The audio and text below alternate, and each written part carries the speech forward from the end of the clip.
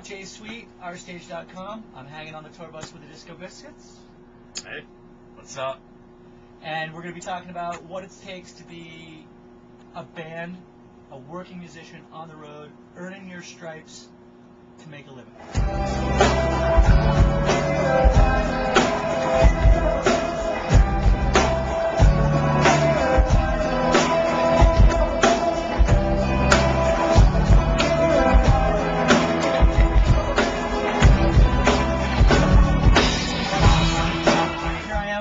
Tour bus with, I'd like to say, a band that is quite progressive in how you guys are handling the music industry and how you guys are redefining, for your own terms, I guess, redefining what it means to be a successful band in today's musical paradigm. First question I have for you guys is, I guess would be, do you even care about press? I mean, you know, starting off, is it something that you've ever tried to say, hey, that's really important to our growth, to our fans, to our community, or is it not important anymore to you? Well, press in general. It's like one of those things where you're gonna cut, you know, because you guys close the door and stay on the other side of it. And yes, that's good. You gave the whole director. Yeah. All right. Well, it's like one of those things where, you know, you spend all of your time working, writing music, practicing it, getting on the same page with the other guys, you know, planning the tours, you know, going out on the road, trying to develop fans one at a time over the course of a decade, making albums, you know, making DVDs. You want people to know about it, you know? We spend our career standing up on a soapbox preaching the gospel of the Disco Biscuits. And, you know, the press definitely helps spread that gospel. Right. I mean, to me, though, I think the people that spread the gospel the most, and we've talked about this a little earlier, is the community itself. Sure. I mean, the fans, right? We've all, you know, we're big Lefsetz people. We read a lot of things about the industry and where it is and where it's headed. And I love that you guys are continually used as a kind of a beacon of hope out there that if you actually do it the right way, that I think we all come from a belief that organic and slow and steady, one fan at a time, is a philosophy that actually, I mean, you're living proof that it can work. It's not easy, and I think you'd rather do it 20,000 fans at a time. I mean, but I mean, that would be easier. That would be. It just doesn't exist anymore. Not in our style of music. I mean, it's like the music industry has shifted so far. Fish has had an album out for a couple of weeks, and it's like, albums don't sell. 30,000 units. 30,000 units, right? And more people have seen them in the last couple of dates than one show alone probably sold more tickets than album. It's about selling tickets. It's not, and it doesn't matter to Fish. They can sell 80,000 tickets at a festival, 20,000 tickets a night. It's about selling tickets. It's about invigorating your fans, you know, and I do believe that bands can sell, you know, that you make the right album and it can catch fire. Who's professional now? Right. Yeah, but it can catch fire. I think that's true. Now? I think that's true, but I think that Hold on. Yeah. Get this. Kevin. You're on live. I'm doing an interview here, man. Who calls during an interview? Management. Yeah. Red light management's on the phone here, and that's another thing, you know. Tell him Jay Sweet said hi. And Jay Sweet says hello, Kevin. And Kevin says what's up. Hey, listen, man, we're gonna get back to this interview. I'll call you in a bit. He said I love Jay Sweet. Yeah. He's my best friend.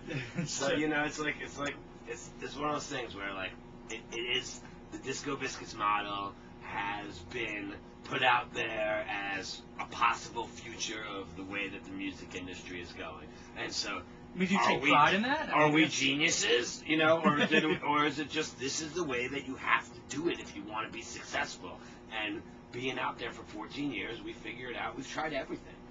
We tried record labels, we tried shopping to majors, we tried writing singles, we tried, you know, doing an album all on computer. We tried doing it live in the studio.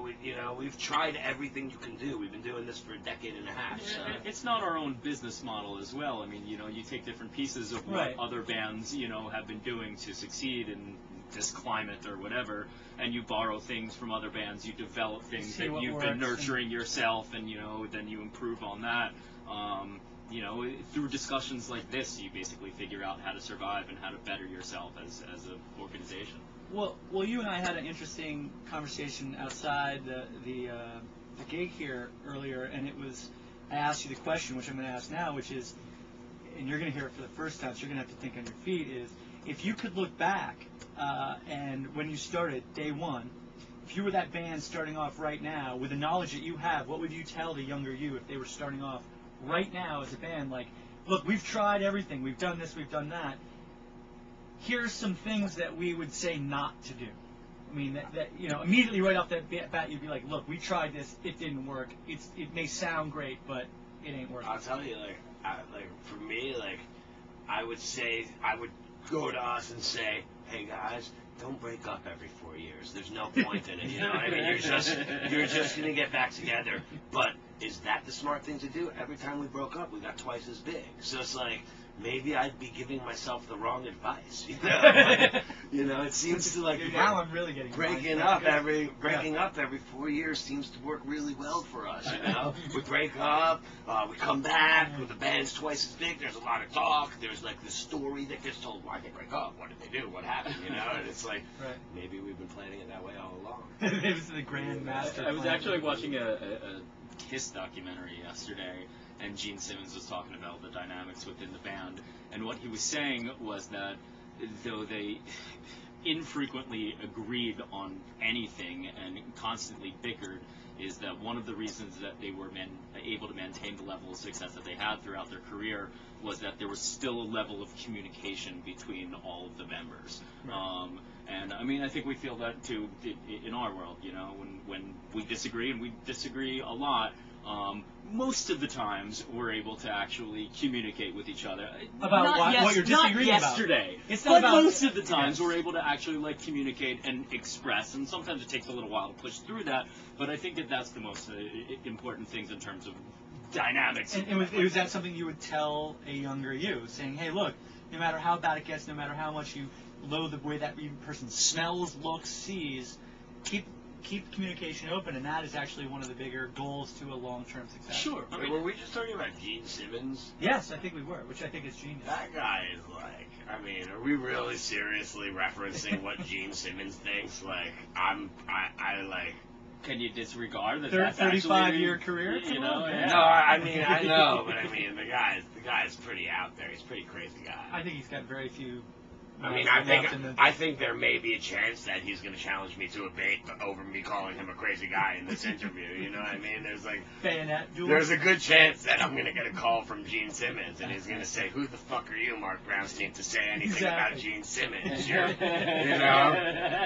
did you just sell out a stadium in Brazil? No, I mean, so maybe Gene Simmons is the genius and whatever. Right, and we're all just living in his world. Well, one of the things that we were actually talking about earlier, and this is definitely important for younger bands, especially that go on tour all the time, wanting to spread their music and wanting to gain, fan after fan, is that it's too easy to just put yourself out on the road and continue to play regardless of who you're playing to and just, play your music.